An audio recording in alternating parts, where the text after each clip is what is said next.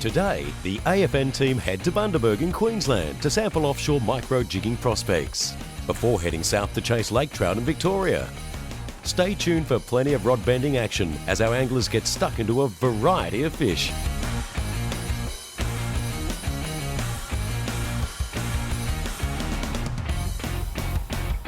Micro-jigging is fast becoming a trend with offshore anglers. Join Nige Webster and Jason Medcalf as they show you how to get stuck into a variety of reef and pelagic species on small-sized jigs.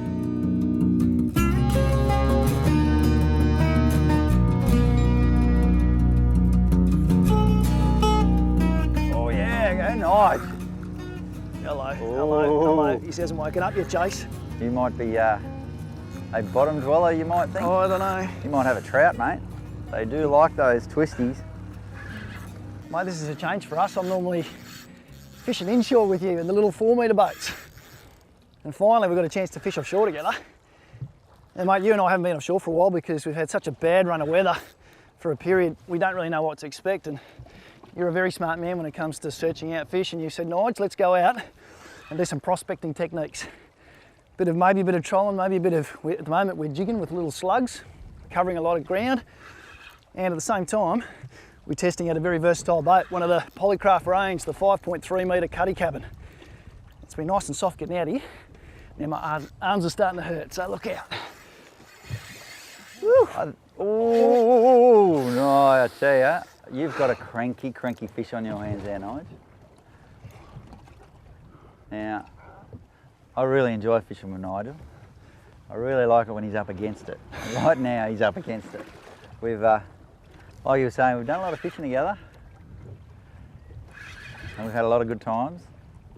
I usually take more pleasure in his bad times. But he does. I don't know why I keep coming out with you. So much fun. Here we go. Now we had a few drifts over that patch of ground, and we've obviously thrown a few things at them in terms of sizes of slugs and stuff.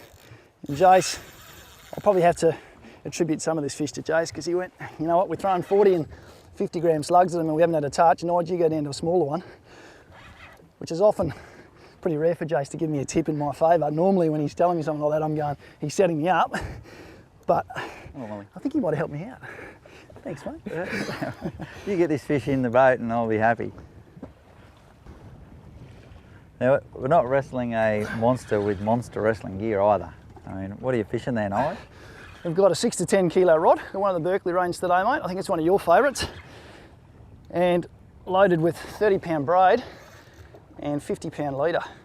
But, you know, it's like we're almost jigging. Well, effectively we are. We're mini-jigging. We're ripping slugs up and down off the bottom, but we're not using the standard real heavy gear, which comes with that heavy-duty jigging when you're hitting kings and stuff like that. Benefit is, mate, we're a bit older these days. We get home and we don't have such sore shoulders and arms that when we're doing that heavy duty stuff. Oh, Jace, you said, mate, there's a chance of some big tea leaves.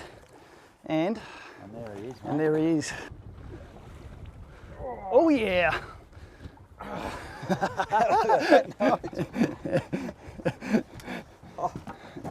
Now, mate, that's a good way to start the day.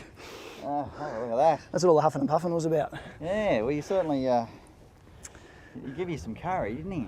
He was no big scream and run, so. I've caught a lot of these before, and they bound off at the start. So that was a little bit of a different fight. But anyway, that's fishing for you. They'll surprise you. But one thing's certain, mate, we might have a good little technique happening anyway. Just a bit of prospecting, because obviously the bait's moving around. These guys are moving with them. And we're not using a stationary approach. No. We're in a quite sneaky boat, sneaking around, catching these guys. Yeah. That's a nice fish. You got him there, Nige? I've got him, mate. Oh, whew, like a bullet. See you later. He's gone down to join the rest of that crew, which we can see on the sounder at the moment. Mate. Oh, mate, there's no one else out. No. We're sneaking around in a nice quiet boat. Versatile technique. I've got dirty hands, which is a good sign. We smell like fish first thing in the morning. I reckon we go catch another one. Well, there's the damager. The number 30 gram Halco Twisty.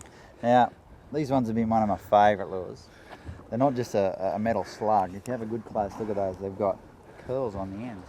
So when they drop, they flutter. So when you jig them up, they flutter down. They don't just plummet down like a normal slug.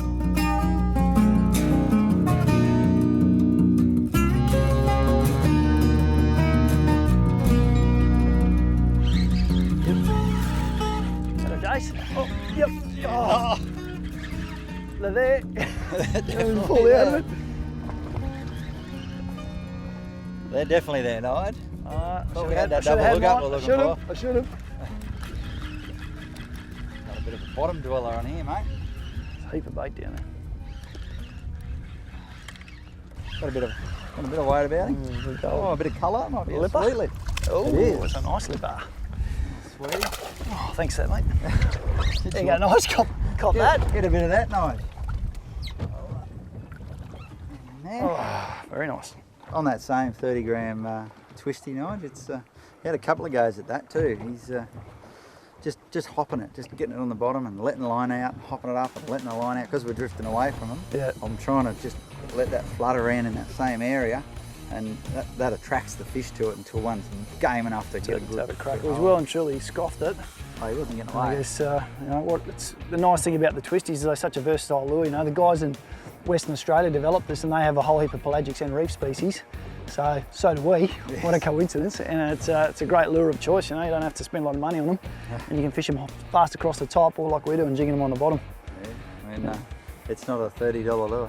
No. And, well, luckily, because we've We already like done that. two so far. So Right. it's, yeah, he's Nice. a nice little lure. We'll see if we can Okay. upgrade him. All right.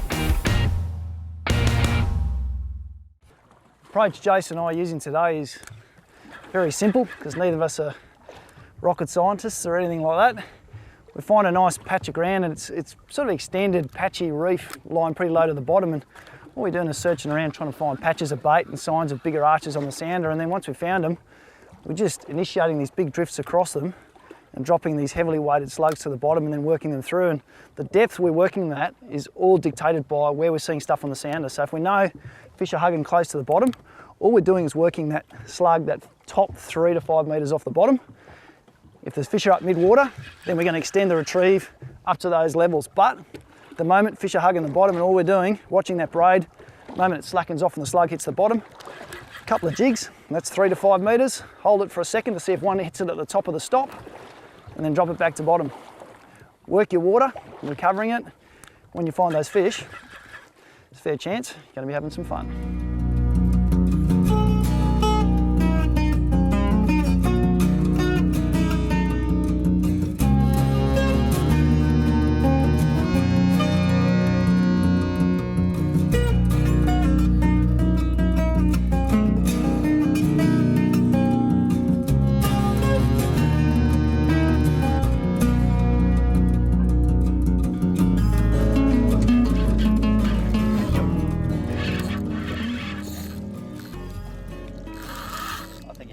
That I was teasing. Come on, get him up.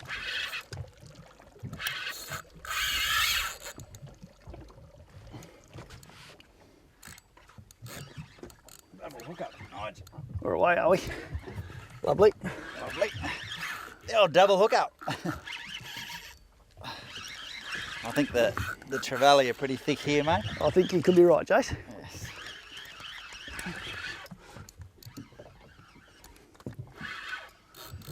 Another species. Not commonly caught on slugs, Jace. Oh, mate, there's an interesting double hookup for you. Yeah. Trevally and mother-in-law fish. Oh, yes, the old mowong. A lot of people wonder why they call them mother-in-law fish, mate. Some say because of their looks, and others because they're not the best eating fish in the ocean, and that's who you give it to. Yes, well, each fish in the ocean has its good points and bad points, but they still pull pretty hard. I think, I don't know how many species we've got so far. We have not changed our technique. It's still the Halco Twisty jigged off the bottom. And just drifting. We haven't put an anchor down, we haven't stopped. It's just a very active style of fishing. That's only 23, 24 metres of water. We haven't gone haven't gone over 25 metres of water, so it's not that hard, is it? It's not like fishing 80 metres or anything. So. And we have been eluded by some particularly big fish. Yes. Some sharks have eaten yours. We've had a few buzzers, but anyway, the day's not done yet. We have got a feed, but I'd like to see something really big on the bait, so we might have to keep working, eh? Let's get these Keep back in working. the water.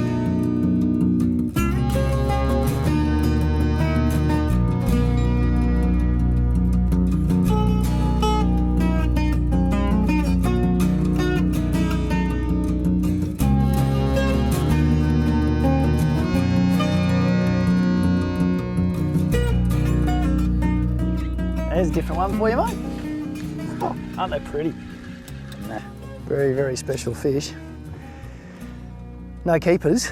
They're protected species because they do carry apparently quite a lot of ciguatera, and I don't think I'm really going to play with that one, but aren't they a magic fish to catch? Look at the blue stripes on that. That is just beautiful. Well, for a second I thought you caught a trout when I saw him come up. I just saw that glow of orange and thought, oh, hello. It's got all the nice blue lines on them, makes it, yeah, they look a bit troutish. But, yeah, they're actually legit, I think, aren't they, Chinaman? Specky fish anyway, mate. Yeah. Beautiful fish. He's well and truly Got that sucked your little jig in, hasn't he? Yeah. Well, mate, it's been a great day out in the polycraft. It's been good fun. I think we've got a couple of nice juicy ones in there for dinner, mate. And I think which is about all we want. We've been done by a couple of nice ones, and that's unfortunately is fishing. But we've had a whole lot of fun with a variety of species, and like you said, such an easy technique. Anyone can do that. Drop it to the bottom, target the areas where you've seen fish on the sounder, drift around. We've had a beautiful boat to do it in. We've given this a good test drive today, the 5.3. Highly recommend it. beautiful. And it is looking like time we probably headed back. It's got a bit of a drive, but I reckon, I don't know, it's got that feeling. Just try. I had to have 1 or 2 more drops. We'll have a few more drops. You can keep talking to the camera, mate. I'm going to do this, all right? I'd be happy to finish on that for the day. That's a great fish. It's unfortunately not an edible one, but I'll rip that twisty out of him, send him home, and we'll have a couple more drops, and then we'll take the big polly home.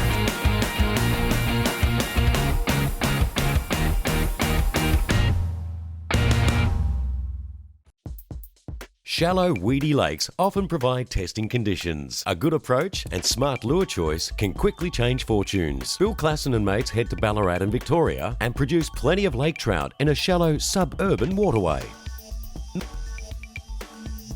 Well, today I'm on Lake Wendouree, about an hour's drive west of Melbourne. Now, Lake Wendoree's been dry for about 10 years due to the drought, but 2.5 years ago, in 2010, it filled up again for the first time, as I said, in about 10 years. And fisheries restocked it with 11,000 brown trout in 2010 and followed up with 17,000 brown trout in 2011. Now combine that with a pretty healthy redfin population and you've got a great metropolitan sport fishery right in the middle of Ballarat. Now finesse hard-body lures are an ideal option for chasing trout in lakes. And on Wendouree, where the average depth is only 1 metre, obviously you don't want a lure that's going to dive too deep. Now I'm just using an Atomic Hards 50mm mid runner, and the reason for that is it doesn't dive much more than about 1 metre, and it's a beautiful lure.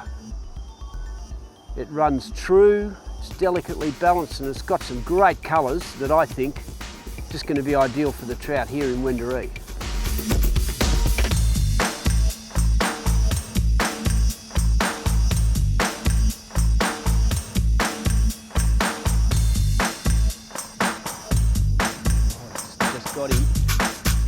Lovely. Beautiful. So that's a nice Wendouree trout. He's probably about, what, £1.5 I suppose? Pretty fit. Probably been released maybe 12, 18 months ago. Now one thing Lake Wendouree is known for is the reeds, and as you can see out the back of me, it grows right out of the water, and there are these clear patches. And the reason that is that the council does weed clearing in the lake, and as much as we'd like to think it's weed clearing for us anglers, it's actually not.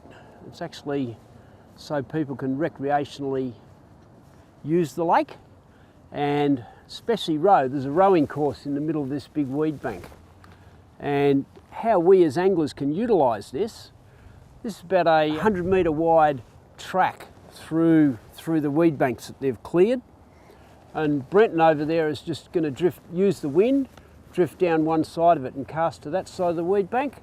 I'm just going to drift down this side, which is a lot less defined, and try to pick up a trout down on this edge of the weed bank.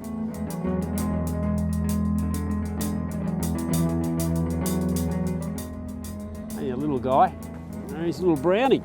Well, this is a recently stocked brown trout, yearling. Probably been in the lake for about all of 2 weeks. Maybe a little bit more advanced than that. And you can tell he's just had a little fin cut here, so they know what year class he's from.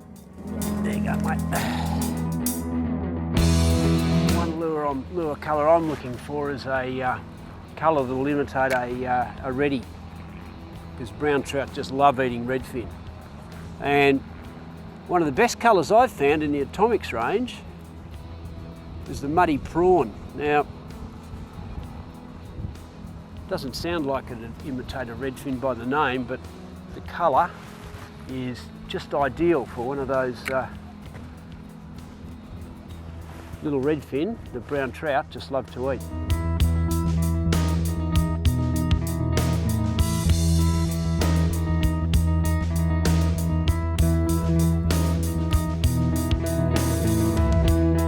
Now, while we're fishing from a boat, there's plenty of opportunity to fish this lake from shore all the way around. 6 kilometres of shoreline, and probably half of it offers very, very easy access. So if you want to do a bit of lure casting or bait fishing from shore, there's just lots and lots of places all around the lake that you can potentially have a spin or cast a bait and catch a trout from.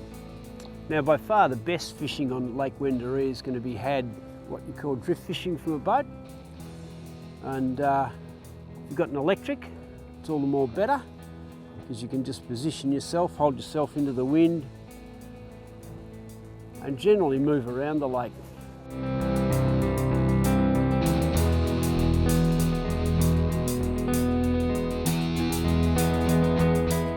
Brenton's got his brother Bradley on the boat, and both of these guys are absolute experts when it comes to fishing finesse minnows. But we've established, or at least I reckon I have, just a bit of a pause in that retrieve, and I'm pretty confident that this Hards minnow that I've got is going to do the job for me. Absolutely. There's a lot of weed in this lake too. As I said, you just need a minnow that's going to run just across the top of the weed. Dive no more than about half a metre and just pull those browns up out of the weed. See how we go.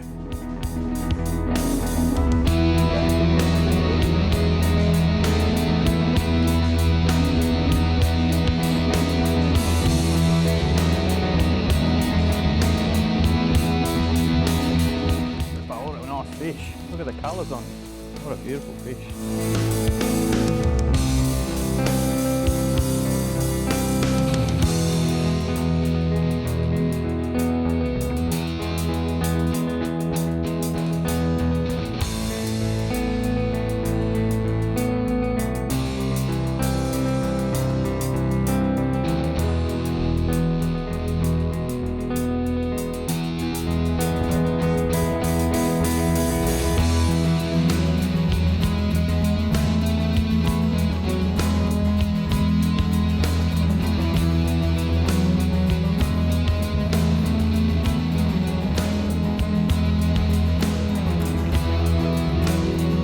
Okay, well, I've been running 50mm lures all morning, and I've just changed down to a 40mm shad, a little bit smaller, in a ghost green colour. And that brown just nailed that, just drifting it across some very shallow weed in the middle of the lake here. This is a nice little brown that would have been stocked by fisheries probably about 6 months ago. And as you can see, it's already well over a pound in weight.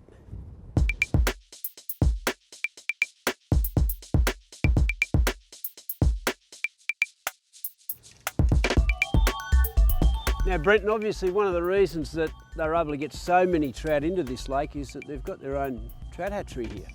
Yeah, that's right, Bill. In addition to what the Fisheries Victoria have been putting in, Ballarat Trout Hatchery, which is run by volunteers, the Ballarat Fish Acclimatisation Society, they also stock 6,000 browns on an annual basis.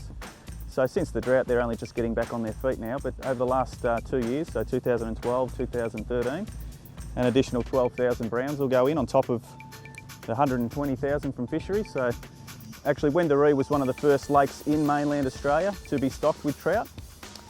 So yeah, people of Ballarat are blessed in that regard.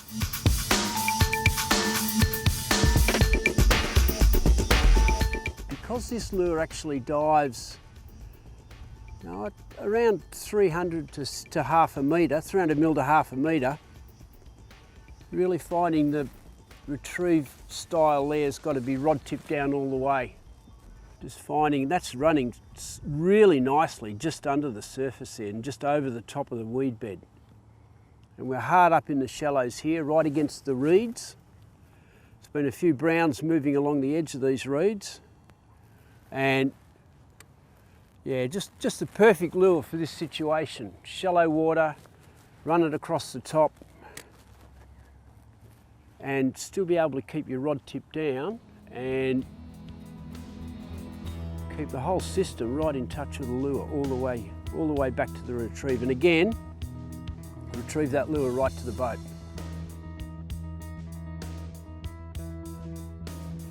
Well, it looks like that little 40 mil shad did the job. That's not a bad brownie.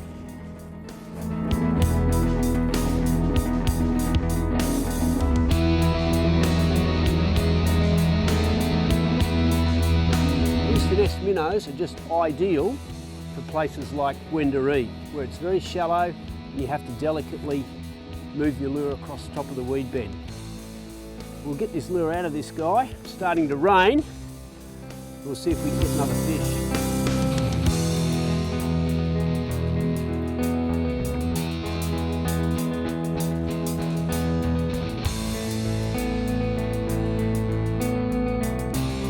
Okay, so that's a nice Wendouree trout, nice big brown.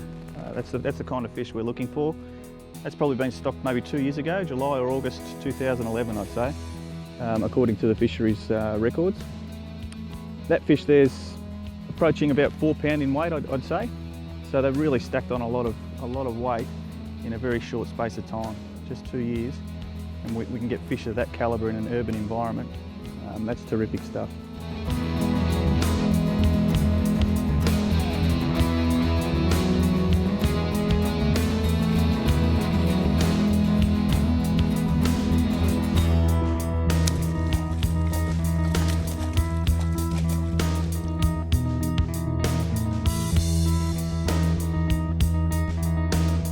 What a great fish. All of a kilo, probably more. Wendouree brown. At the end of the day, we're about to get dumped on by rain in a minute. And doesn't that show you the importance of fishing your minnow all the way back to the boat? That trout just took that minnow literally 2 metres from the boat. Atomic Hards, muddy prawn colour, for me, an ideal redfin imitation. Great fish. Very happy about that. Let's get the lure out of this guy and we'll let him go.